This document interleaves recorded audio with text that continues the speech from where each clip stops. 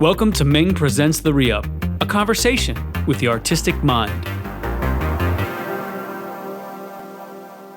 Are you at your studio? Yeah, so I moved. I had my studio in a building here in Brooklyn, and right before kind of everything shut down, I was gonna move out maybe in a month or two, because my girlfriend and I actually kind of bought a house. So the idea was to like build out the basement. While that was happening, I would still be there. But with everything that went down, I was just like, you know what? I'm gonna just move everything out now and just put it in one of the spare bedrooms in the house. So it's the same. I mean, I have like the GIK acoustic panels are easy to take down and put up everywhere. So I feel like I'm in my studio, but I'm in my house. It's great. Yeah, in the new house or in like a different house? Yeah, in the new house. Yeah. Oh, good for you. Where? Do you mind me asking where? I mean, are you still in Brooklyn, Queens? Yeah, Brooklyn, in Bushwick. Oh, nice. Yeah. That's good. My wife and I were looking, I'm still in Harlem. We were looking at a new townhouse and like literally put an offer in, and then, shit hit the fan. And we were just kind of like, I'm not even sure what we're going to do. It's kind of on pause. Everyone's on pause. I'm not even sure what we would do because we need to build it out. It needs to be redone and all that. So, yeah. But whatever. It's good to be at home though, right?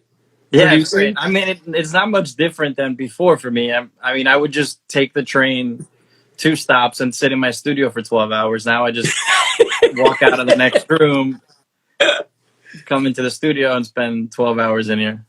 I mean, my experience was, as a kid, I always wanted to have like a real studio, real room, live room, all that kind of stuff. And I had one on 24th Street for a long time. Before that, I was on 18th Street, and before that, I think, or after that, on 20th Street, and the studio space the building got sold to somebody, and they doubled my rent. Yeah. And when I moved out of there and I moved to a 3rd bedroom that we had in our apartment, it made me feel like a little bit of a failure because I was like, this goal that I had of having this separate space and going there, and it was nice to have a separate space, but then the comforts of being at home. Oh yeah, and then people would come over and be like, "This vibe is awesome. I love writing here and working here, And then I have a terrace. We could go out on the terrace, and like, you gain so much, especially when you don't have to pay that rent. Yeah, that's helping too for sure. Yeah, I mean, the building I was in was cool. There was just so many people that I got a chance to like connect with because it's this huge building that's just a giant warehouse, and they like turned it into like mini production rooms and like live band rehearsal spaces. Yeah. And it was cool running into people. I've been working a lot with this rapper and this like crew of rappers, and it's just kids I met in the elevator that I was like, let's get in and mess around with some stuff. So that's the part of it that I think I'll miss, but the upside is everything else, and it's the same, because we have a separate entrance to get into the basement. So I'm going to build it out and make it feel like I'm walking into something else eventually. Yeah, but I like it up here too. This is great. So we'll see. Pull the Mr. Rogers. You go out one door, put your slippers on, you come in the other door, and then yeah, exactly. It feels for real. Yeah. One of the things I noticed, I guess it was maybe last year when you were on tour, and this is something that I don't know that people who haven't been on tour as a concept of what it's like to be on tour. But what people don't know is that every second of being on the road costs you money. So that if you're not playing, let's say you play Friday, Saturday, Sunday, but you're somewhere where you can't return to be back home, you're stuck somewhere Monday, Tuesday, Wednesday because it's too expensive to fly back to wherever you are. Yeah. And then continue with what's going on. And I noticed at one point during your tour, you were in Spain for a while. Was that part of like using, you have family there. So talk about that a little bit. So, so ever since I was born, I would go every summer to Spain. So, and especially in August. August is like, my family's from a small town in Spain. And what's the town? It's called Terranova. It's in like the region of Spain called Galicia. And what's up, Sigad? He's one of the rappers I was talking about before. Nice. Really, really, really talented young guys. Anyway, Terranova. Hola, Cristal. So yeah, it's a small town, and in August it's just like a giant fiesta for a couple weeks. So once I started touring, my what I tried to do at first was tell management and agent, be like, listen, don't lock anything in for these 2 weeks. I want to go spend time there. But then now, as things have grown, it's like, I think I forget what it was last year. I'm like the one day, it's like the biggest day that I always want to be there. It's like usually around the 1st of August. And it was, something came in that was a big gig that I was like, I obviously can't say no to this. Right. So what I did this past summer that I was really happy with was, if I had 2 weekends, I think it happened 2 or 3 times. If I had two connecting weekends of shows, I would just go and hang out in my town. My family has like a really nice house there. I bought a pair of the Yamaha like HS7s, and I bought the Apollo, the Arrow, the little one, and yeah, it's perfect. So I was able to go there. I thought I would get a little more work done, but all my friends there are like, let's go have lunch, and you end up drinking fucking a bottle of wine, and then it's like let's have some after dinner drinks, and it's just especially in Spain. Yeah. So it was a lot of fun to do. So what's the name of the festival? Because believe it or not, I was in Spain. This was years ago with my wife. We traveled. We did Valencia, Malaga, Madrid, and Barcelona. Yeah. And we were training for a marathon. So this must have been like maybe around 2009. But we were there, and everything was like everything was shut down to some degree. Mm-hmm. But we were going to all the Olympic stadiums because we had to swim. Mm. And because the Olympics had been in Barcelona not so long before that, there was all this great stuff. But there was that festival happened, I think, when we were there. And it was this massive street festival with all these decorations, and like every street was decorated differently. It was really cool. Yeah, so every town has their own fiestas. So I think I read a list one time, just in like my part of Spain, it's something like 500 different fiestas. So you can really go weekend to weekend. You travel maybe like 30 minutes to another town, and they have their own version of it. The one that's really special is called Ramallosa.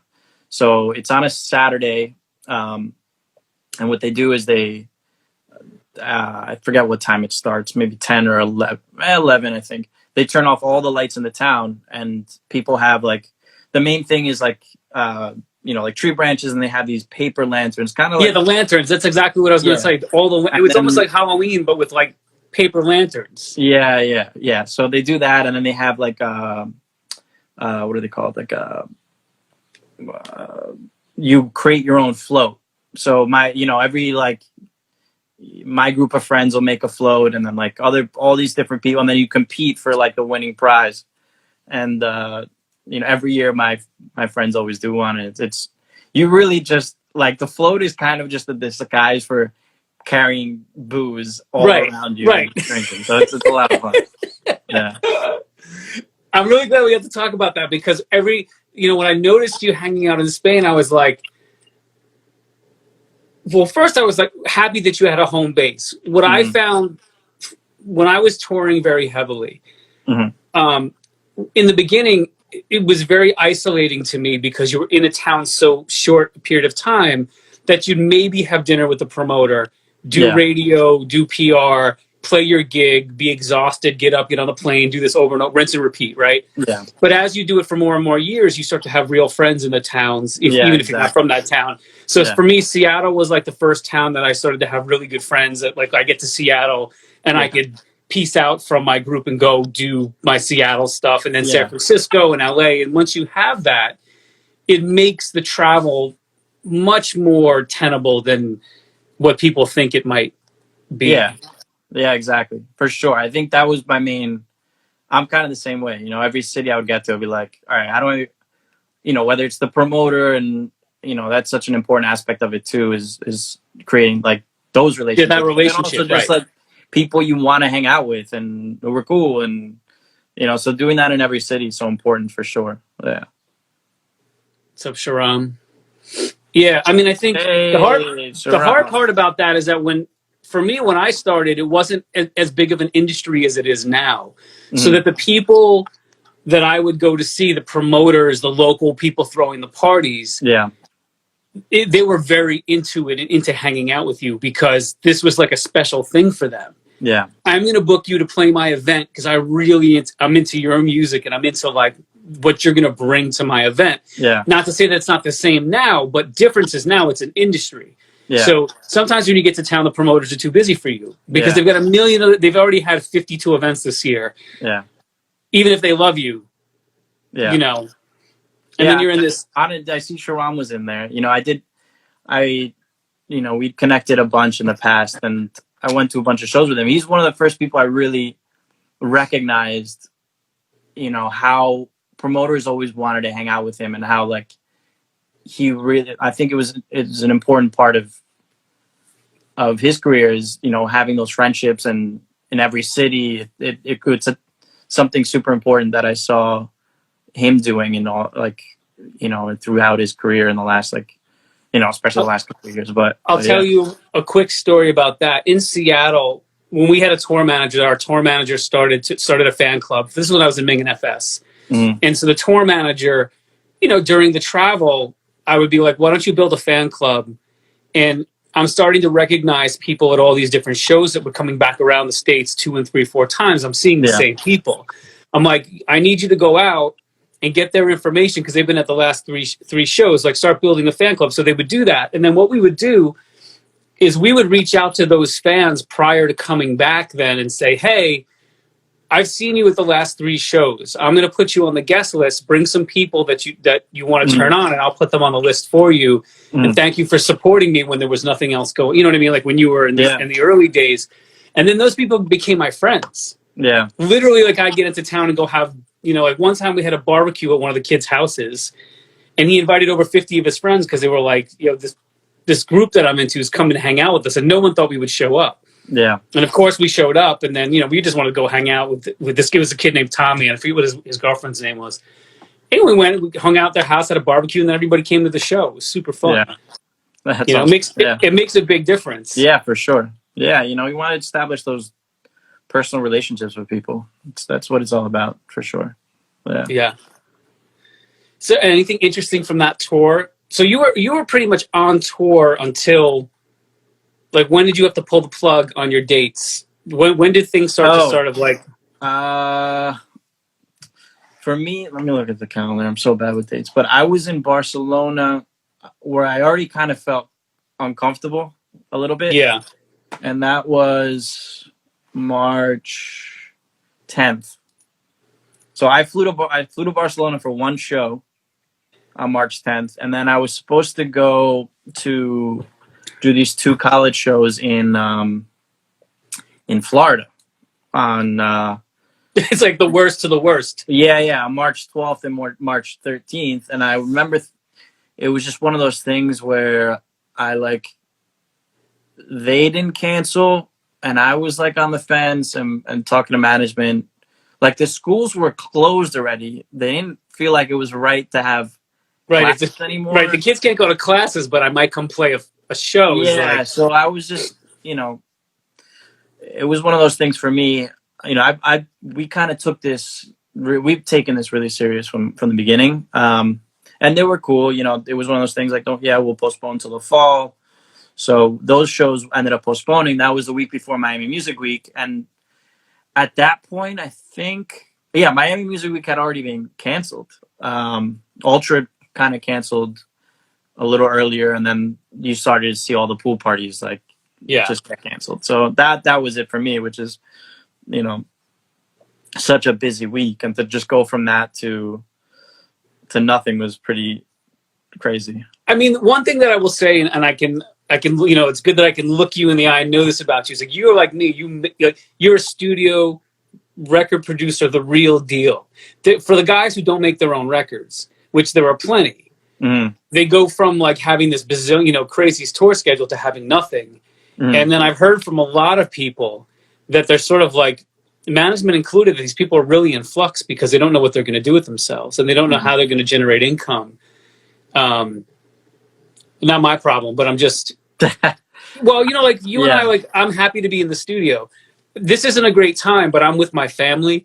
I'm in the studio making music. I have a lot of projects going on. I'm happy. You know what I mean? Like, I'm connecting with people like you who I'm like, he's, Carl's going to be home, so I'm going to like do this new thing and reach out to people and see how they're doing. But it's not that much of a change from being in the studio from 8 hours, Yeah. 12 hours, right? So it's exactly. sort of Yeah, I mean, it's one of those things. Like, I don't really feel a ton of pressure regardless. I think it's a good time to just experiment, like, and just try different shit. Like, kind of the way I look at it, it's like everything is just on pause right now. So, and I don't know, you see those guys, maybe they're in the studio learning. trying to figure the shit out themselves. It's a great time to do that.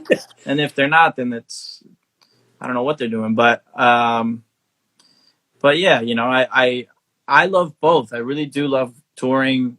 And I love being in the studio. I think the other side of it is I think some of these guys who have in ridiculous touring schedules, they probably needed a break, I was going to say the same thing though too. Like I want to reach out to some guys we know like Ryan Cascade, Aoki, people.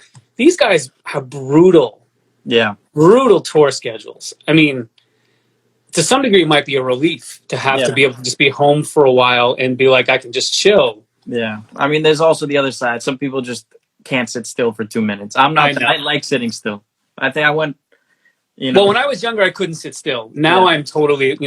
I can just whatever. Tell me a little bit about night service and sort of where did the radio show start? And first of all, night service only. Kind of get it, but is it just club music? Is that the idea? Yeah. So the idea started with the label first. Like, I wanted to launch a label, and then it's a question of when is the right time? Am I at the right place where I can really start helping other artists and use my platform to kind of push them and just kind of start breaking people I like and music I like. So that was just the whole starting point. And we're trying to figure out a name at first, and then came up with Night Service Only. And then coincidentally, we had already started the conversation, because for me it was like, I want to partner. It was a question whether I should go completely independent or if I should kind of do like what at the time Don Diablo was doing with Hexagon through Spinnin'. Now he's gone independent.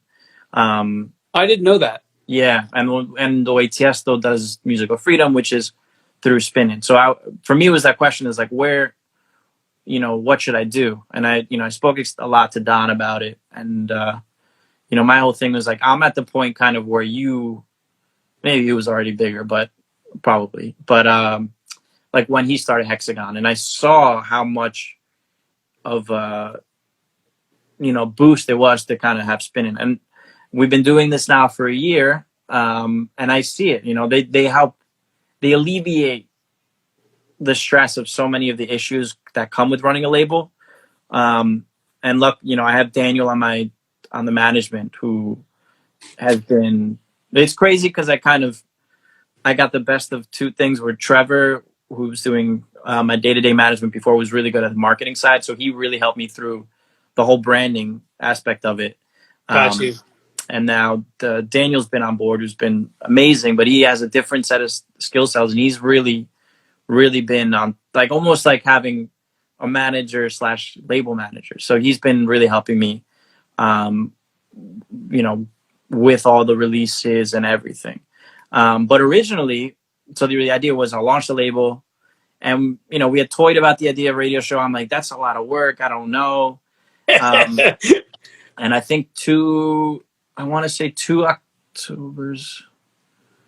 Wait, October.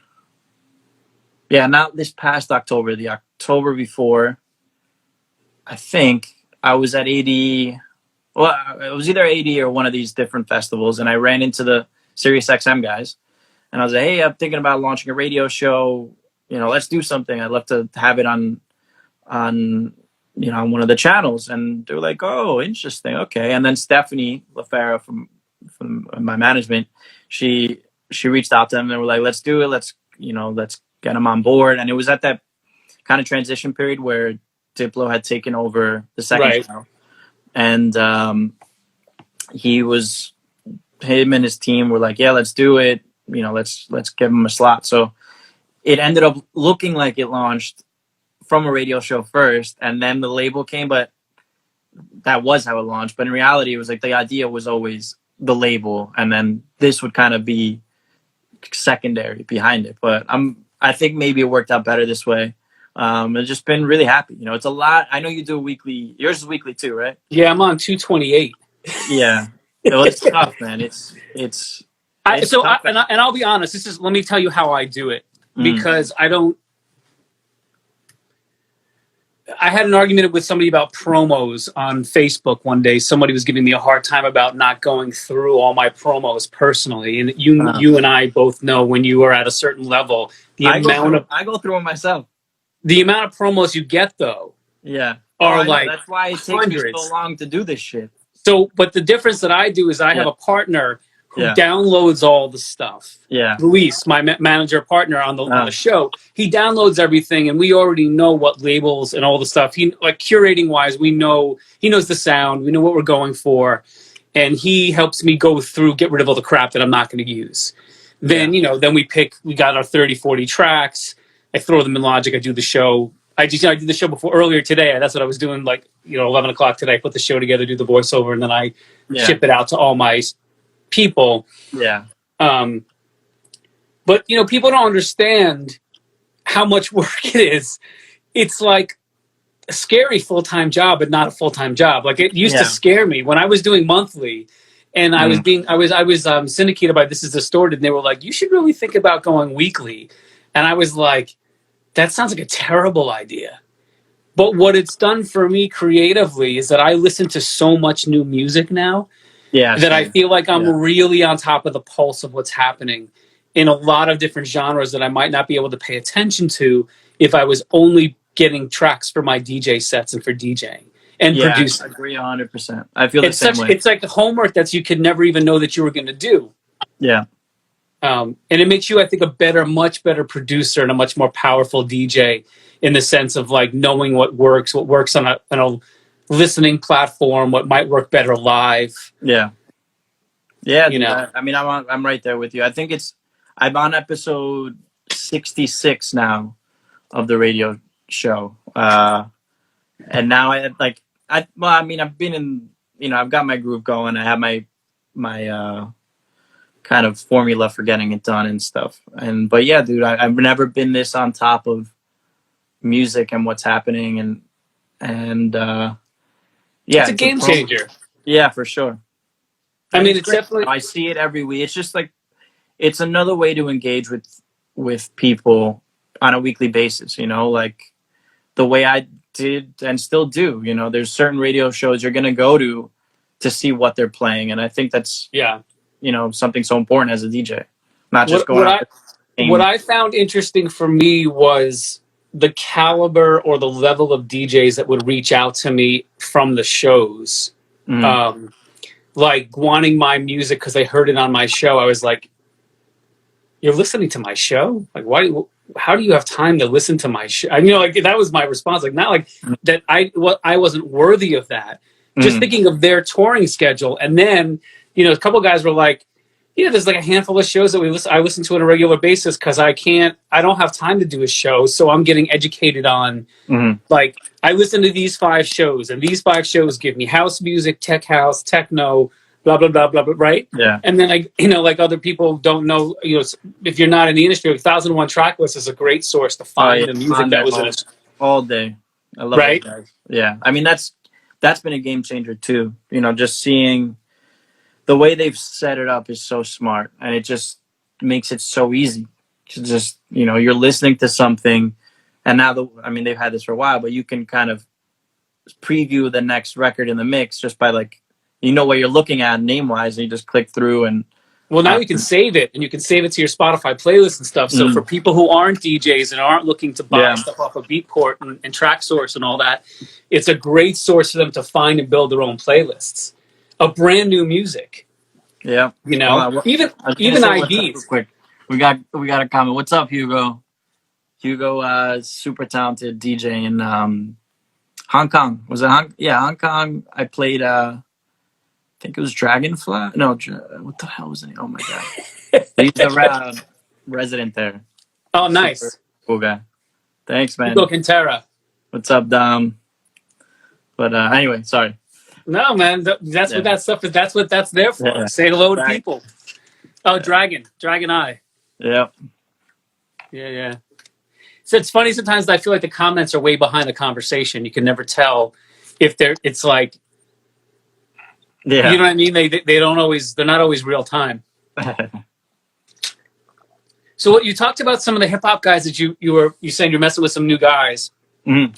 Are you doing productions for other people? Or are these just guys that are like they just have in your vicinity? You're like, so let me get down with these great guys. We kind of started with the idea of like, let's just mess with some stuff. And I was like, you want to, let's come up with some, just some stuff over house beats, whatever. What's up, and then Dan I Rude? did one thing for them, but it was like kind of not my forte. Clearly, I'm not a hip hop producer, but one of those ideas turned into Downstairs, which was the track I just put out.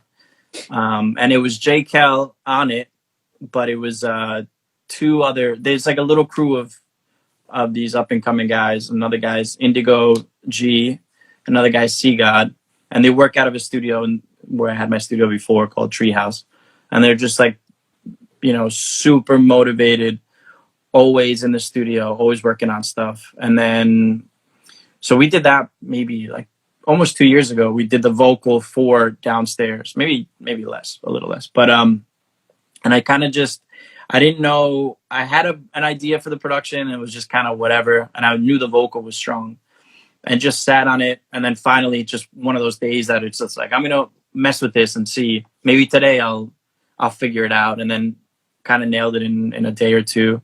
But before I did that, I had done the track with Don Diablo called Fever. And Don was in New York at the time. We did the track, but we had this vocal sample in there right before we were going to put it out. I was like, dude, remember we used the vocal sample? He's like, oh shit, that's right. So I brought in J. Kel into the studio, and I said, let's try to come up with something for this track. And like overnight, I remember I'm passionate about what I do, obviously, but I never felt like I had not worked this hard on like trying to nail a track in crunch time in a while.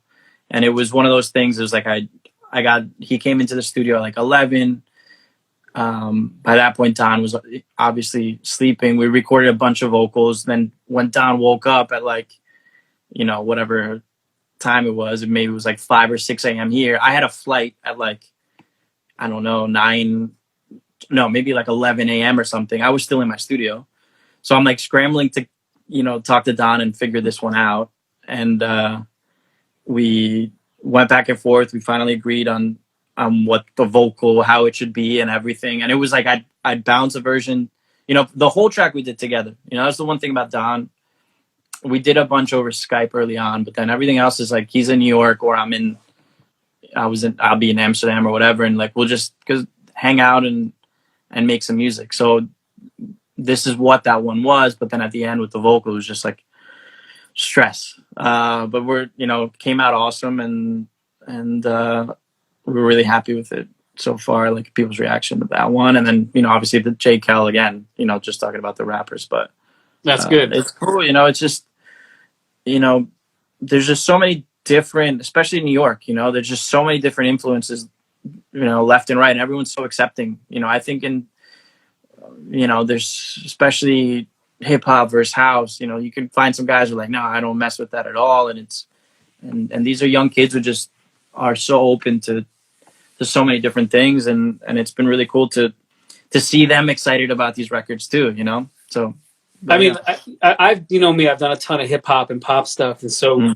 for me, being a New Yorker, it was always kind of one of the same. I grew up, with hardcore music and hip hop at the same time. So they were both like outlier independent music. So both were the same thing to me, and the kind of people that were doing early hip hop and early in punk rock were just kind of the same people, same mentality. So, it got funny to me when eventually it started to become this thing where people started to cut those lines in between them. Like, house music is not hip hop anymore. All that kind of.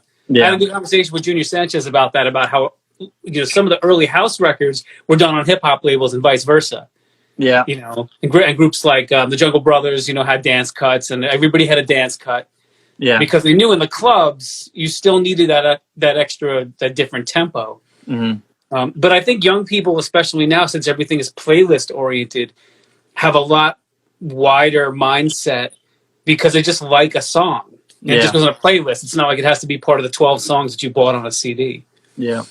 Yeah, for sure. Which is really healthy, I think, for combining genres and coming up with new music. Yeah, definitely. Yeah. So what's next now? What are you working on that you're, are you, the label's rolling, you're doing all that stuff, you're working on productions now? Mm-hmm. Yeah, just, I'm kind of figuring out what the next thing I want to release is. I just put out a club EP, which is kind of, I don't know. I had this weird gut feeling that maybe it was weird to put out a club EP when nobody can go out to a club and really enjoy this music, But on the other side, obviously, just people want to hear these records. The records I've been playing in my sets for a while. So I put that out a couple weeks ago, and I've just been working on all different kinds of stuff. Like obviously within my sound, whatever, but a bunch of club stuff, a couple collabs, some more vocal driven stuff. Yeah, I was gonna talk to you about the vocal driven stuff because I do a lot of top line writing and vocal production for people, however you want to call that. We'll talk about that, right? But I'm part of people's productions as the top line writer and the guy who does the engineering on the vocals, whether I'm on the track or not. And I do a lot for myself. Now that I can't bring in singers, and produce them in my studio, I've had to go out and kind of shuffle my deck and find vocalists who can at least track themselves well enough that I can then bring them in and then, edit them and do everything else. What is your process normally for that? And then how is that unfolding for you now, unless it's one and the same? I kind of like to sit on vocals a lot. So in that sense, like I have songs that it's like I know I will release. I just haven't kind of figured out when or placed them yet. So I just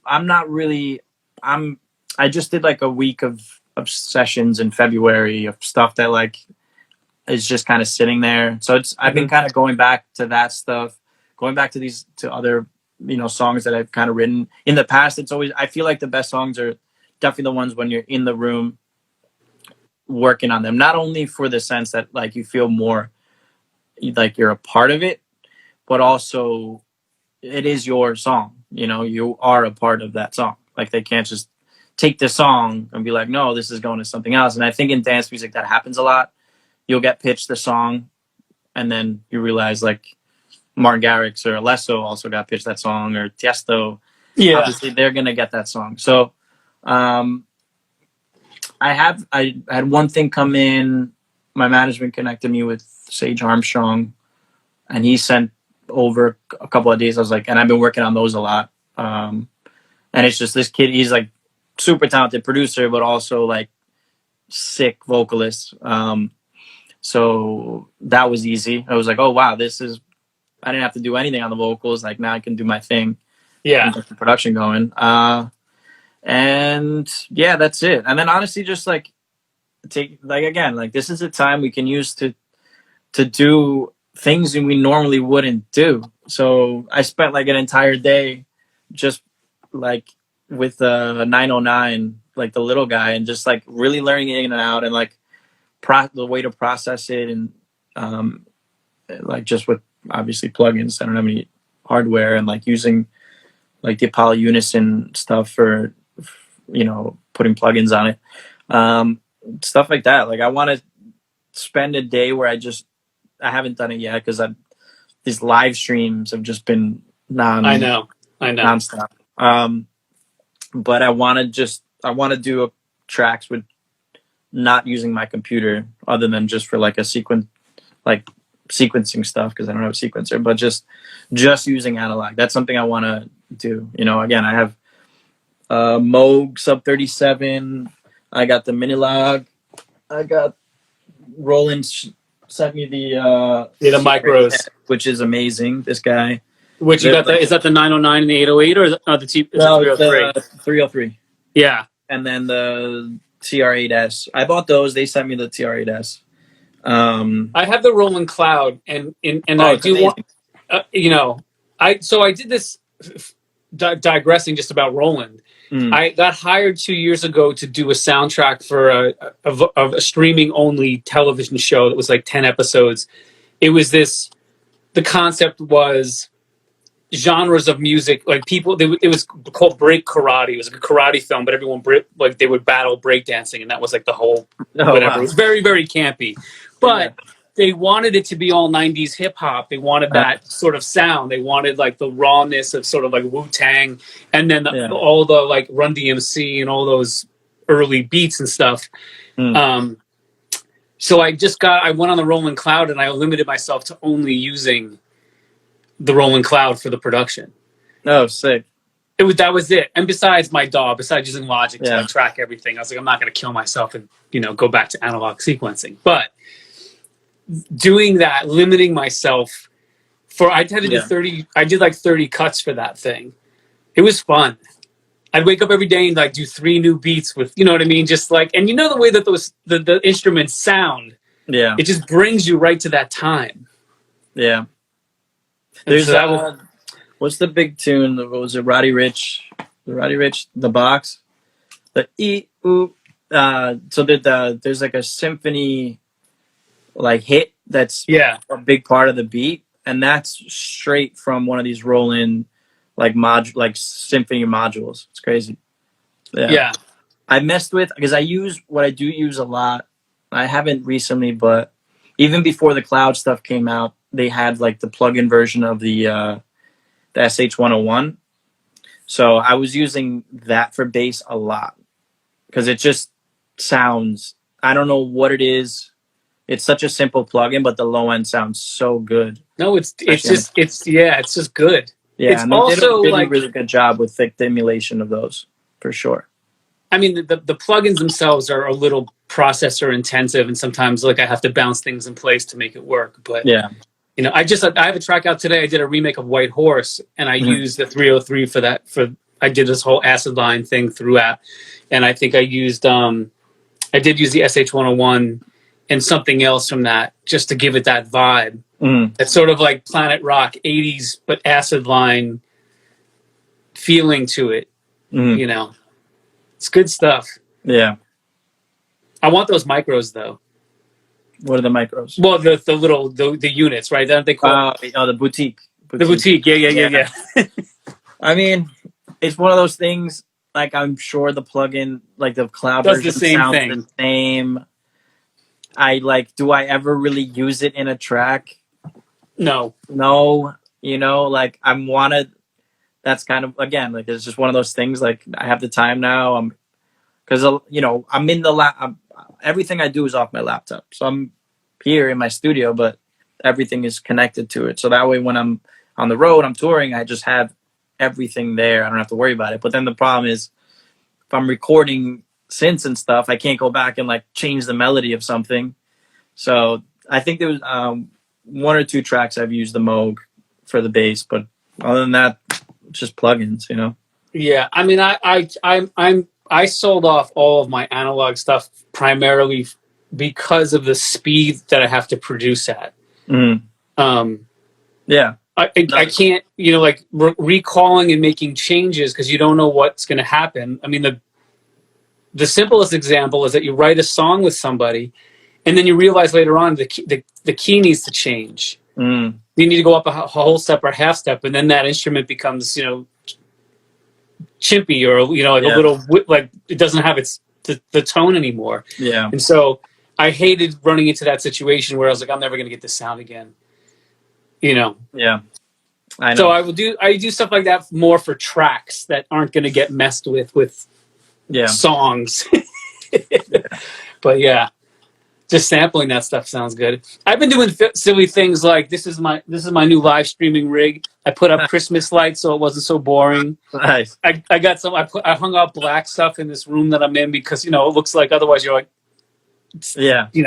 But what I like, what this whole thing has done for me is it reminds me of when early raves that I was throwing. It was like the little things, throw up some black stuff on the walls, put some lights up, even if they're minimal, and it becomes a different environment, especially when the lights go down. Yeah. And, Oh yeah. DJing and all that.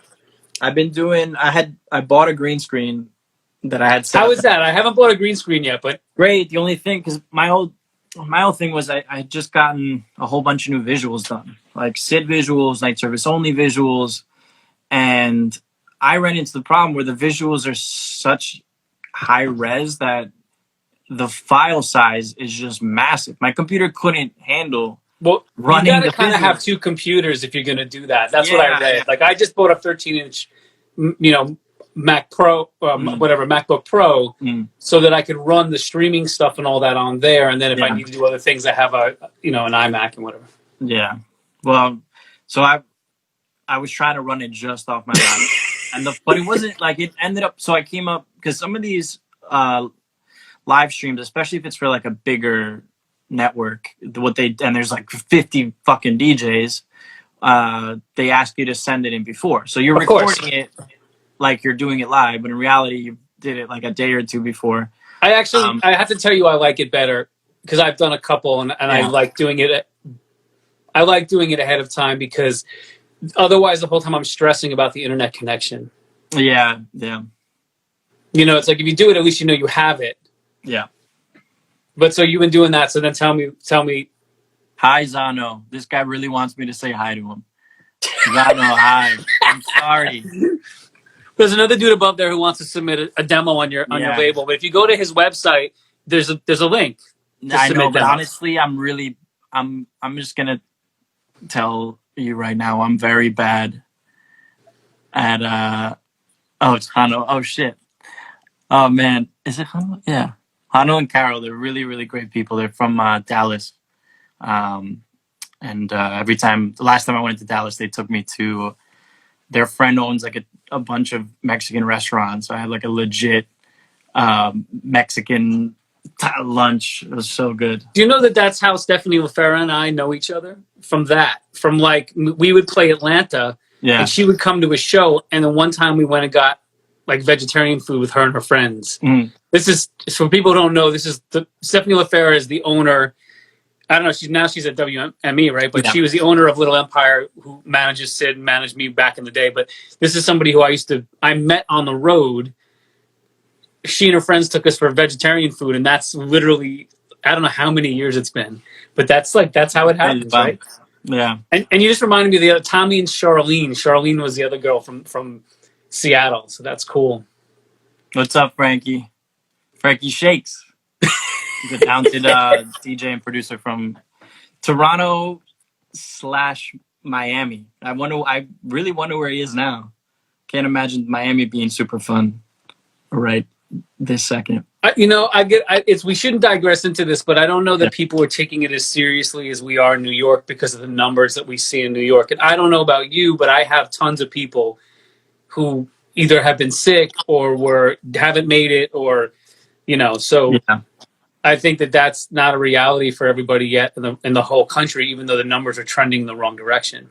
Yeah, I mean, I speak to some friends I have in Miami, and they are taking it serious there. But yeah, man, it's crazy. That's a whole thing. I don't even want to. I've watched. Yeah, I don't want to touch it with a 10-foot pole. I want to keep everything positive because to be honest with you, I'm taking care of me and my own, and you're doing the same, and that's where we got to be, and just taking it seriously. Is there anything, another thing that I do, because I do mentoring, and I put courses together for, like, I'm doing a vocal production course. I'm trying to do that. The hardest thing for me has been juggling. I have kids. You don't have kids, but kids, you have to walk them through school, especially if they're young. Yeah. They're not just going to sit in front of a computer for 7 hours. Yeah, my brother, I have 2 older brothers who've been going through that. And they're like, what are these, and I don't know if you have the same situation where, what are the teachers doing? They should they're not doing live like Zoom classes for my brother's kids. Like, so my brother, you know, I'm sure this is what you're just gonna say is like you have to kind of walk them through and almost be teaching them yourself, like, right? And Well, my son's 8.5, so he can follow. There's a schedule. He has certain slots that he's talking to his teachers, and certain slots he has independent work, and then things that he has to watch and all that. But I have a 5-year-old daughter, and she could care less about any of it because she's just like used to being with her friends. She's in pre-K, so she'll do a little bit of it. She loves school, but she's sort of hating that. But you know, I'll be trying to record a screen flow of like vocal production thing, and she'll just open the door, walk in here, and just the whole thing will be train wrecked, and I'll be like, you know what I mean? Like I could edit it, but it's just always at the point where there's the you know, and it's been hard for me to get some of that work done, but whatever. Yeah, my brother said the same. He'll have meetings and kiddo one because my middle brother, second, my first, I have 2 older brothers. So the middle one, he has 3 kids. My oldest brother has 4. They need hobbies. Has been renovating his house, so he's staying at his in-laws, and like he'd be like, "Yeah, it's madness." So I feel for you guys. Look, I'm happy. It's tougher on my wife because I'm in my studio and I kind of like, you know, she's in the where I'm in is a separate house from the main house. It's a very small like guest house, and I took the bed. There's literally a queen size bed that's pushed up against a wall in here, and I just brought my whole studio out here. I'm not in the city. I'm in Sag Harbor, so you know I feel worse for her because she has to deal with them like bickering and all that nonsense. Yeah, but you know, it's been good. You know, like you said, getting back to do things that you didn't think you were going to be able to do, and you have time to like go through your sample library. Yeah. I was telling Junior, I have all of the classic breaks that I sampled for hip hop. It's like 250, 300 breaks that I started to. So that what I was doing was every time that I was on a plane, that would be my laptop project, and I would take the break and I would put it in like, you know, in Logic and then lock it to the grid so I could change it to any tempo that I wanted, but have them all clean, like everything on every channel. I haven't finished that yet, but that's like one of the projects where you like, I'm like, yeah, I mean, I'll send it to you. You can have it. Like I was going to just make it a download for people, like collect emails or something, or do like a light gate for producers who want those breaks. Yeah, but I don't even know if people know what those breaks are anymore. They don't even know. I mean, a lot of people are using breaks in. It's in house. I mean, there's tons of breaks in house and stuff. Yeah. But what's up, Starkbot? Yeah. Do you know Starkbot? Oh, okay. No. You know him. That's all right. You definitely know him. Philly, really dope producer. Yeah. Anyway, what else? I get some dumb questions for you. I'm gonna give you some fast ones, and you can ignore them if you don't like the questions. And if I do it to Tommy, Tommy was super political, and I was like, you know what, I gotta switch it up on him. But faith or science? I mean, right now, science. Rave or festival? Rave. Ocean, lake, or desert? Ooh, ocean, lake, or desert? Ocean. Music or money? Music. Acid or mushrooms? Neither. That's cool. But I guess probably mushrooms, I guess.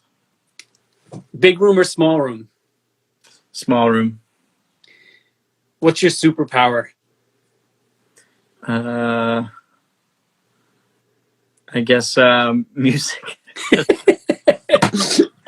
I'm not good at anything else. Thank fucking God I'm decent at making music. That'd be pretty fucked if I couldn't do anything else.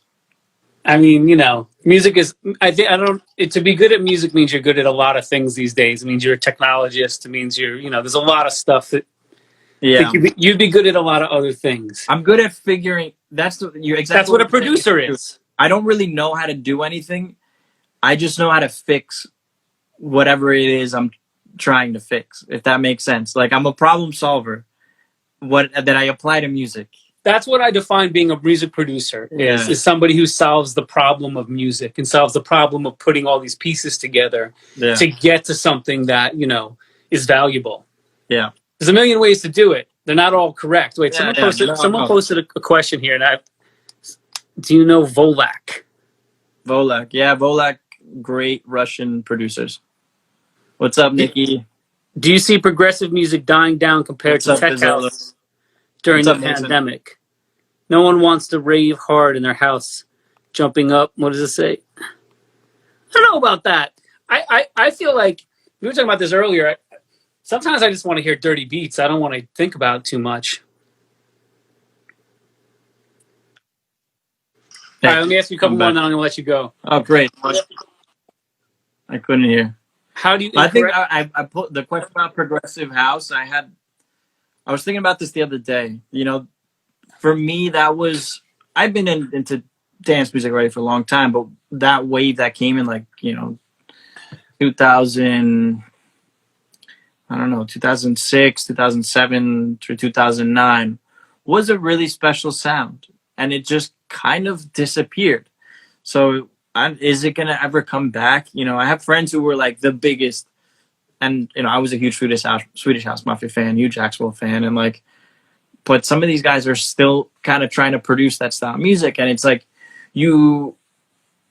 I never kind of made that my thing, I guess. So I didn't kind of get too caught up in trying to keep making that stuff. But I think the way that melodies work over that production, the way it sounds on a big festival system, you can't really get with any other style of music. Like there's not, trance obviously has had a whole lot of success. So I don't know. It's one of those things I want to see it come back eventually. I don't know how and when. I think maybe you're seeing kind of a resurgence of what trance was, but now it's like this kind of cool underground melodic techno, but it's really fucking trance. Like you're listening to kind of slower trance. So maybe the same thing will happen. Homie just texted me that we were talking to before. Yeah, I know. And I was like, now I know who it is. Yeah. You know what? I don't always know people's like handles and Instagram tags and everything else. I'm like, if it's not in context to me, I'm like, I'm not. Yeah. I can tell you a really retarded story about having dinner with a guy that I wrote a track for, and talking to him, and neither of us knew. Oh my that God. we were having this conversation. It was in Mexico. And I like literally, and like we were talking about it, and then he was like, "Oh wait, I'm that guy," and I was like, "I'm the," you know, I wasn't saying anything bad. It was just like we were talking about who we were working. That's with. funny. It was total. And I looked at my manager, and I looked at his manager, and I was like, "What the fuck is wrong with you people? Nobody even introduced us." Oh my God, the guys like, I make my own music. And hey, like, Don just joined. What's up, Don? Hey, Don, how you doing, buddy? But that's funny, man. Yeah, right. Yeah. How would you incorrectly describe your job? I push buttons. I consider it, you know, I traveling cash pickup guy. Just go to pick up money, right?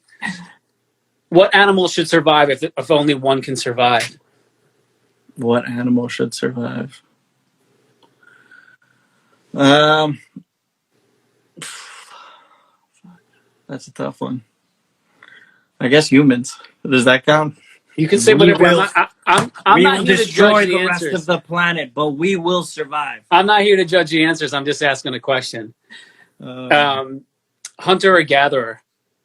Gatherer. What was the last gift you gave someone? Gave my girlfriend a Switch right before coronavirus shutdown happened. Smartest thing I've ever done. I tried to get my son a Switch. Within the first week we moved out here, and it was like game over. There was no way. Oh, you're in New York. Do you have a favorite deli?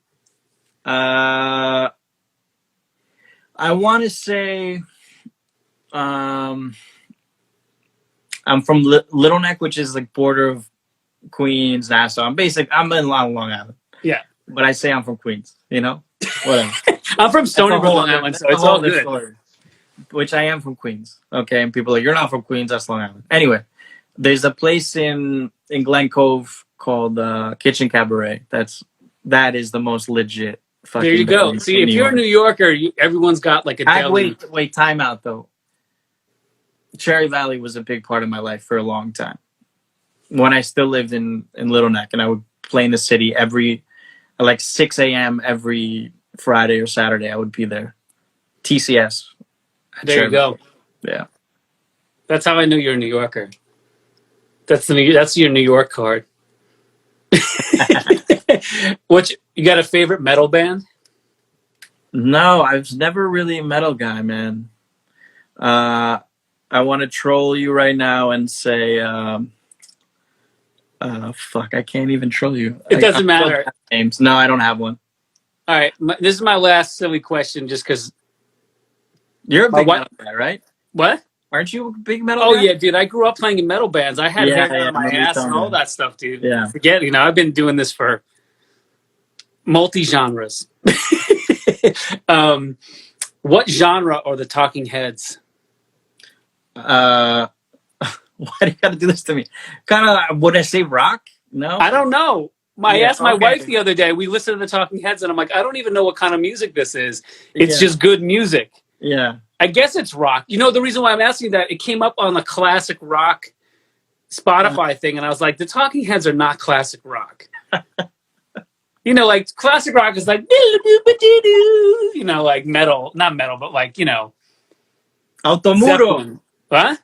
Andre de Altomuro. Altomuro is a town right by my family's town, Terranova, and it's like the smallest town, but they spend all this money to do this like town fiesta, and it's so much fun. Altomuro la hostia. Buenas fiestas. He said Terranova. Yeah, well it says Terranova, but Altomuro is another town too. That's awesome. I got a little. Well, I'm going to tell you this thing's going to end in 2 minutes anyway. Thank you so much for doing this. Anything else you want to add that we didn't discuss? No, it was fun talking to you. Good time. Yeah, I have some questions for you offline. I'm not going to ask you them. I'll call you next week. Okay. Thanks, man. I'll speak to you soon. Wait, one other thing. Dude, Jack, just send me. Honestly, the best way to send me promos, just send me a DM on Instagram. Just say, hey, check this link out, and just send me links on there. That's been kind of the easiest way for me to get back to you. Someone asked if there's any collabs with Loud Luxury coming up. We just did one. I know. That's actually what I want to talk to you about. That has nothing to do with any of that, because I'm writing a song. I'm writing with somebody for them. Oh, cool. I want to talk to you about that because I know you've done that. So I just wanted to pick your brain. Okay, cool. Cheers. All right, later. Be safe, my friend. Hola, Celas.